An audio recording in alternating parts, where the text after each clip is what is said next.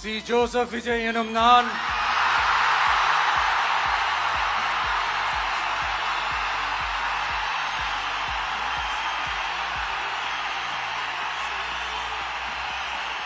சட்டப்படி அமைக்கப்பெற்ற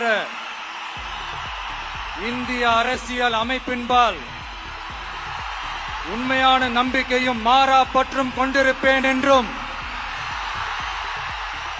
இந்திய நாட்டின் ஒப்பில்லாத முழு முதல் ஆட்சியையும் ஒருமையையும் நிலை நிறுத்துவேன் என்றும் தமிழ்நாட்டு அரசின் முதலமைச்சராக உண்மையாகவும் உளச்சான்றின்படியும் என் கடமைகளை நிறைவேற்றுவேன் என்றும் அரசியல் அமைப்பிற்கும் சட்டத்திற்கும் இணங்க அச்சமும் ஒருதலை சார்பும் இன்றி விருப்பு வெறுப்பை விலக்கி பலதரப்பட்ட மக்கள் அனைவருக்கும் நேர்மையானதை செய்வேன் என்றும் ஆண்டவன் மீது ஆணையிட்டு உறுதிமொழிகிறேன்.